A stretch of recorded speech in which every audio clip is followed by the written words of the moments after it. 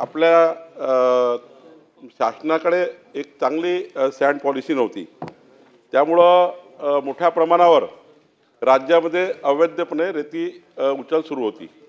पण आपलं शासन आल्यावर आपलं सरकार आल्यानंतर माननीय अंबादासजी आपण 8/4/2025ला या राज्याचं विस्तृत वाळू धोरण आणलं आणि डेपोचं धोरण रद्द केलं आणि या वाळू धोरणाला आपण पब्लिक डोमेनमध्ये टाकलं।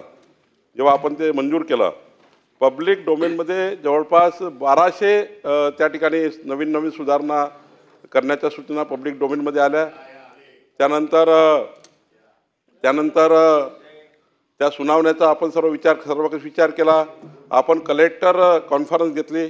कलेक्टर कॉन्फरन्सच्या माध्यमातून एक ज्या सुधारणा आल्या त्या सुधारणा आपण केल्या आणि एक राज्यातलं चांगलं वाळू धोरण आलं आणि त्या वाळू धोरणाच्या माध्यमातून पहिली निविदा ही 100 कोटी रुपये चंद्रपूरमध्ये म्हणजे चंद्रपूरची पहिली निविदा झाली। त्यात 100 कोटी रुपये शासनाला जे डेपोच्या माध्यमातून आपल्याला तर उलट डेपोच्या मालकांना पैसे द्यावे लागणार होते।